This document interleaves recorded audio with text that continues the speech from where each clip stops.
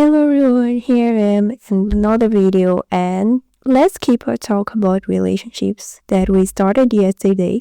And as promised, I'm here doing part 2. So if you came first at part 2, try to watch the part 1 as well. They're not actually related. I'll talk about other things here. But if you're curious about my point of view about other things in relationships, watch part 1, watch part 2, and watch other of my videos. Okay, but let's keep our talk about it, okay? And after recording the video yesterday, I started to think about other things that I think that are really, really toxic in relationships, and I will share with you some of them. Yesterday, I stopped in the coldness in a relationship, and I guess I finished what I wanted to talk, but I also want to add some things because I had to rush and I couldn't, conclude my thinking. So basically, I think coldness in a relationship is not a good thing. I think there should be some warmth in a relationship. You should feel comfortable around your partner. You should feel, let me just adjust a bit this camera. You should feel, like some kind of trust in this person. So if this person don't want you to be part of their lives, and though I guess this is not a good indicative that this relationship is working, and now following from what I stopped, another thing that I think is pretty toxic in relationships, and I see many people romanticizing it on the internet. I guess from all those things, this is the thing I see most part of people romanticizing, is when one of the people involved on this relationship, they kind of treat the other like a god. Man, this is so dangerous. And I see especially human romanticizing it, like being treated like a god. You should be treated like a god. This man should thank every day for you to be in their lives. This is not romantic. This is not, a good thing. Because think with me. Let's create a thought here. If you're a god to this person will wait for you some kind of perfection because God is perfect. So for you to be treated like a god, you have to be perfect to this person. So this person won't tolerate any kind of flaw in you because they always waiting for you to be perfect all the time. So we have to be the most beautiful person. You cannot have flaws, and this is not a good thing. And I see many human wanted to be treated like that, but they can't picture that those kind of behavior they will end up being like expected from the other part.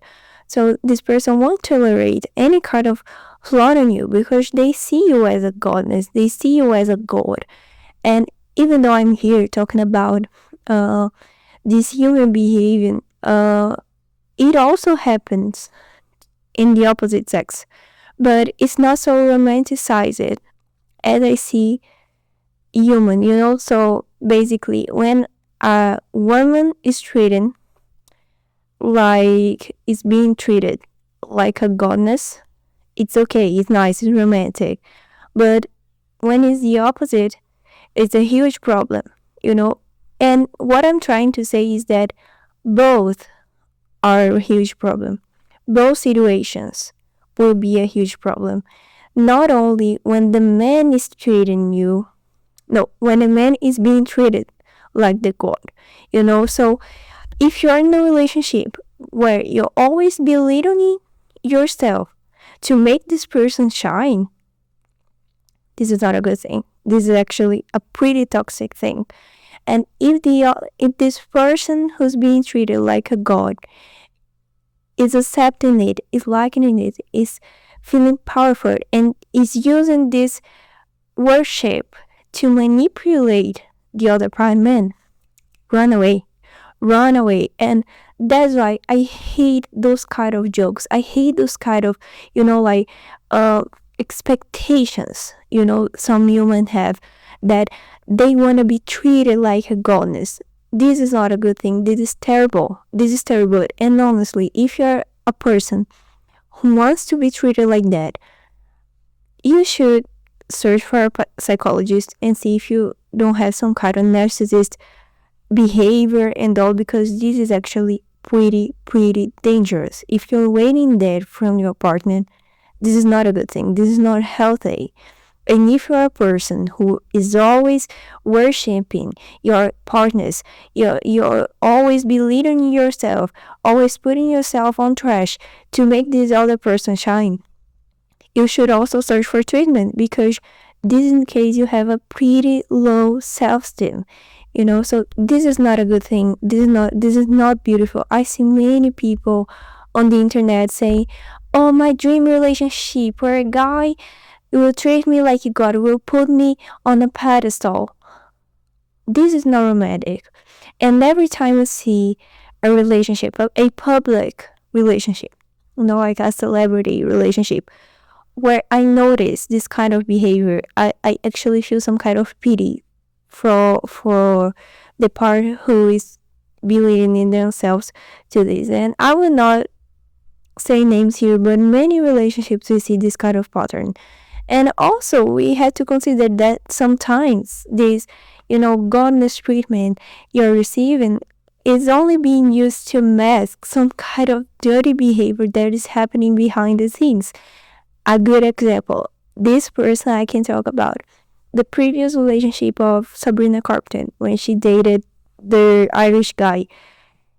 He was exactly like that. On the internet, she was a queen, she was a goddess. He only followed her on Instagram. I remember this. And from back scenes, he was a completely creepy. He was weird. He was cheating on her. So you can see that sometimes this treatment, all this, like public demonstrations and all, are only being used to mask the bad things you're doing behind the scenes, so we should consider that as well. And that's why I hate this kind of relationship. I think that our relationship, both people should be treated as equal. You're in the same path, you're in the same level.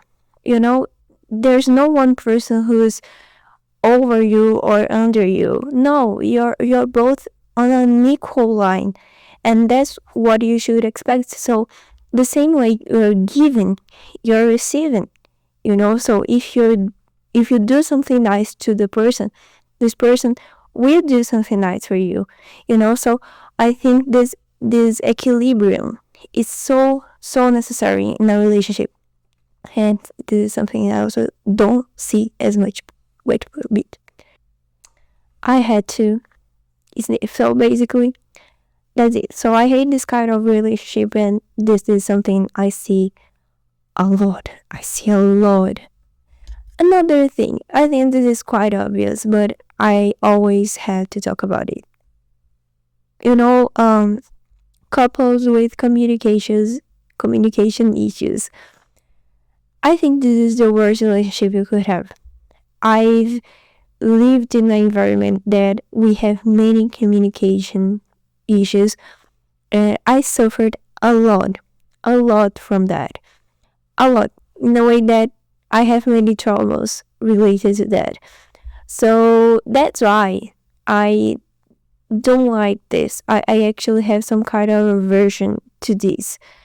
And I see that in a relationship, if you're noticing this pattern where you have some kind of communication problems, where you're like keeping your things, your problems, your bad opinions to yourself, because this person will always treat you bad once you give them some kind of criticism, you should leave. Honestly, I know that many people will say, no, you have to try to fix it. You have to try to communicate with this person because it's worth it. No, it's not worth it. If someone has communication problems, issues, and they don't want to change it. They don't even try to change it, and they make other people around them to act like that. You should not keep trying to be in this relationship. Honestly, I think that if I got into a relationship and I noticed that this kind of behavior is being present in this relationship, I want us to break up, and I won't think twice, because only people who lived in the environment, in a household where your parents have this kind of communication issues, and because of their communication issues, the children also has it. The children also have it, and everyone around them has to be always, like being afraid of being themselves, on sharing their problems, on sharing things that they're not satisfied with, and they know that once they do that, they will receive, like a attack, a full of anger back. I think you should not even keep a relationship with a person like that. Honestly, don't do that. Don't do that. I'm paying a lot on therapy because of that. So I hate communication issues. This is something I would not tolerate in a relationship. Oh, but he's a good man. He's worth it. This is the only problem he has. But this problem is huge enough for you to leave. It's huge enough for you to leave, because it can be a open door to many problems ahead. So it starts with this communication issue. Every time you try to share some kind of thing that you're not liking in your relationship, you're not liking their behavior, this person attacked you back in an intensity much higher than you gave first. It can be a start point to aggression, to violence, so you can understand how this is a bad thing. So no, this is something I hate. I don't romanticize. I don't think it's worth it to fight for. A person who has communication issues is not worthy to fighting for. Unfortunately, I think I'm quite rigid. I'm quite, I forgot the word, but I'm actually closed-minded when it comes to decision. A person who has communication issues and don't make anything to treat it by themselves, they should be alone. They should be alone. This person cannot live in society, honestly. This is something that actually make me really angry.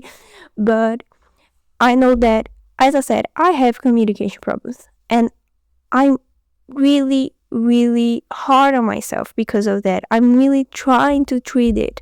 I'm really trying my best to improve it and don't keep repeating this kind of behavior. And that's why I'm paying a lot on therapy, because I want to treat it. I want to change this pattern in my life, so I'm making my part. But I see many people around me that don't even accept that they have this problem. And also, that's why I'm so close-minded. That's why I'm so rigid when it comes to these issues, because I have many traumas related to that. I have many things that I'm trying to treat because of that. So if you're in a relationship, you're seeing this, you're seeing your partner, I'm not even trying to be better, to improve themselves, you should leave. It's not worth it. It's not worth it. So I am not here to romanticize it and give you some kind of hope speech. I'm not here for that motivational speech. No, I'm being quite serious and straightforward when it comes to this. Another thing is quite related to what I talked yesterday, so you have to watch my video yesterday. But this in and off relationships, I hate it. This is not cute. This is not romantic, so I hate this kind of relationship where you're always fighting, and you're always fighting, breaking up, and coming back again. So it's basically fight, make up, things are good again. So your friends, they're always the villains, because you're there one day, you come to talk about relationship with your friends, and you're like, no, I'm not happy with this relationship, I'm thinking about breaking up. And your friends are like, okay, go with that, I completely support you. If you're not happy, you should break up, but all of a sudden this person is better again with this, is good again with this person, they made up, and there you are with, like a claw face watching the situation. So I hate this kind of relationship, and this is not worthy. Another thing that I see is pretty common in relationships, and I hate it. And honestly, if you're noticing some kind of couple that has this kind of behavior, this is not a good couple, this is not a good thing. Basically, relationship that, like, distance you from your friends and family. So basically, this person don't like your friends. They're always, trying to find some kind of flaw in your friendships, in your relationship with your parents, with your siblings. They're always creating this wall between you and them, and this person wants you only to themselves. This is actually a great problem, and I see this happening so much. Many girls. I'm talking about girls because there are people that I, like, have more communication with, but I know this it happens between boys as well. But basically, this girl starts dating, and she basically don't talk. She doesn't talk to their friends anymore. She completely got distant from them. They don't want to talk to them anymore. And you, who is a friend of this person, you're like, just because this girl's dating, she doesn't want to talk to us again, so anymore. So this is terrible. I understand in cases like your friendships are actually toxic, your friendships are actually bad, companies, like person who brings you to criminal action, this person who gets you into a destructive behavior. And I understand in these cases you get into a good relationship, and this person, open your mind to what is happening around you and shows you that this is not a good company. I understand these cases, but I'm not talking about these cases. I'm talking about, like, relationships who are healthy, and all of a sudden you distance yourself from everybody, and your life runs around I don't know if this is right, but circles around only one person who is a partner. So I see it happening a lot. So if you're in a relationship and this guy doesn't like your friends, he hates when you hang out with your friends, and leave. This is terrible. And I have to be honest, I've been seeing this kind of thinking, this kind of ideas being, like, shared on the internet. Guys who hate their girlfriends have friends. They hate her girlfriend's friends, and he hate when his girlfriend hang out, his girlfriend had, like, quality time with her friends. He hates it. And I think this kind of ideas being really being shared here. So this guy only likes you when you're at home, and doing what they think, like, they accept. I didn't formulate it right, but basically he wants you to be at home full time. He hates when you leave your home. He hates when you hang out. And I think being this, we romanticize it, So no, if you're in a relationship, you should have friends. You should spend time with your friends. There's nothing wrong on spending time with your friends. Of course, depending on the kind of friendship you have, maybe you won't go to some kind of places, but there's no problem. You can go to other places. So, for example, you're a group of single friends, normal. So every time you hang out, you're going to places where you can meet someone and start a relationship.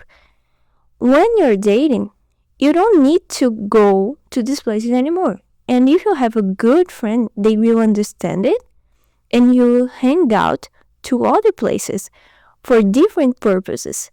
So if you have a good friend in your life, they will understand it and respect it, you know. But if you're with someone who hates your going, like to a coffee shop, to a mall with your friends, or to a restaurant, this person, they're paranoid. They have actually also manipulative behavior, so be aware.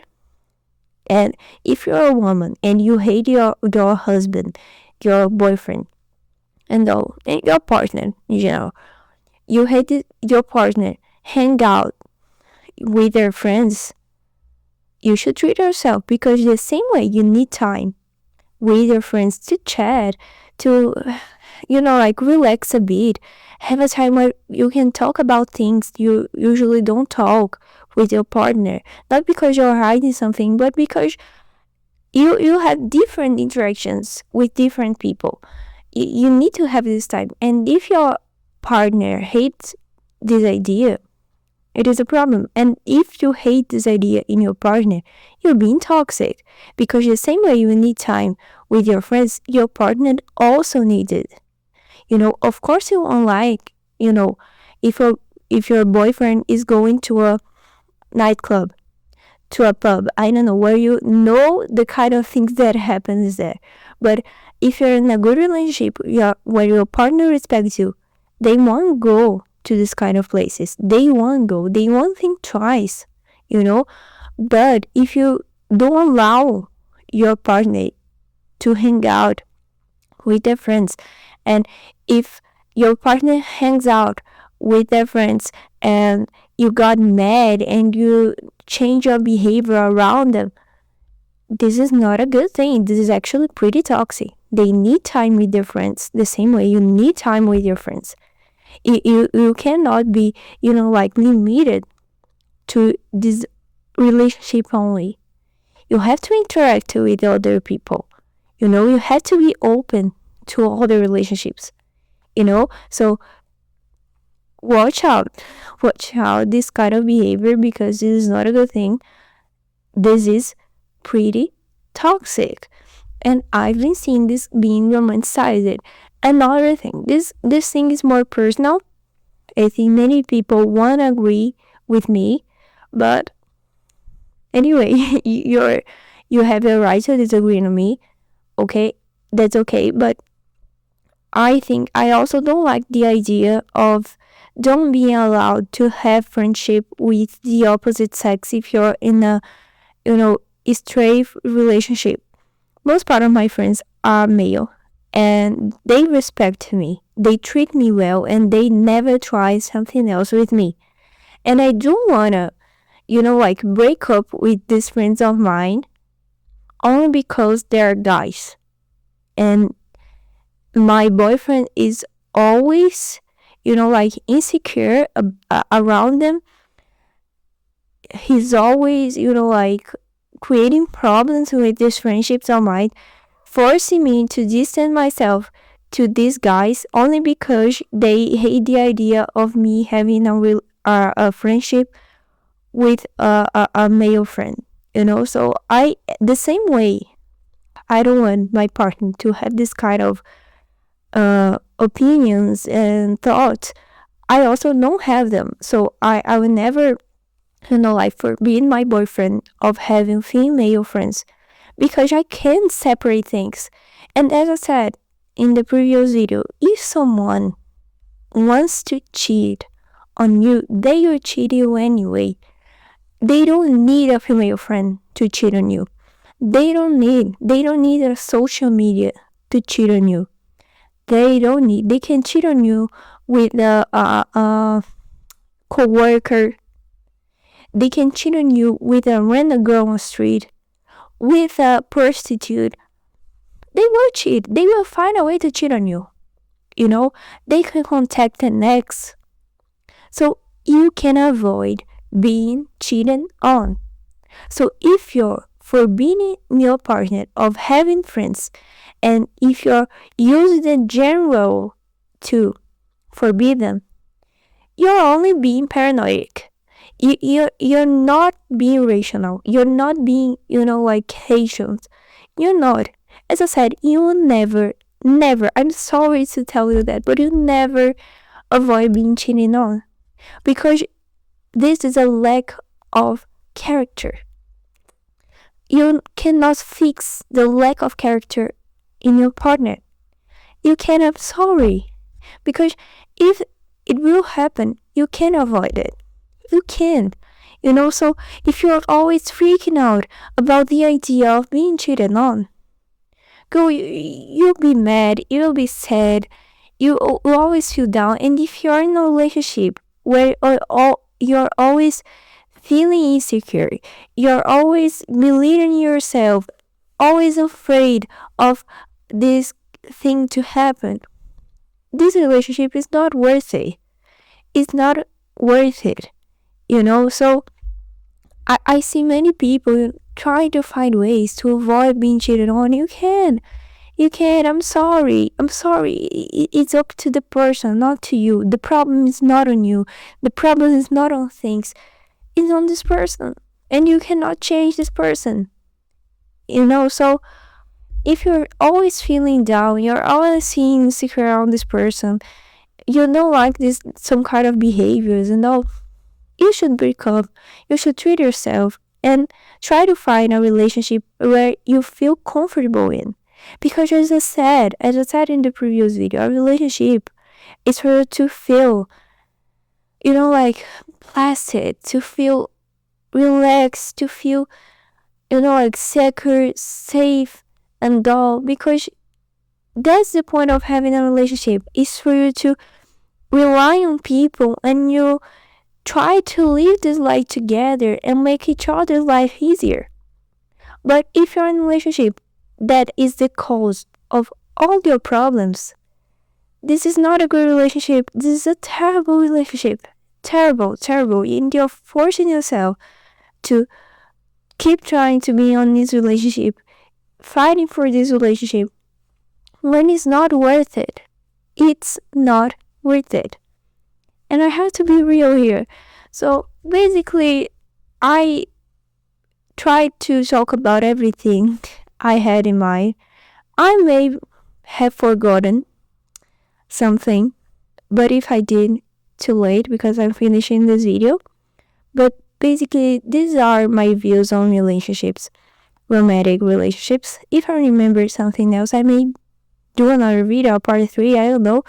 It will depend on my creativity, but basically is that. Hope you liked it.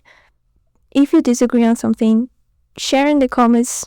I'm completely open to hear your thoughts at all, and see you tomorrow. Bye.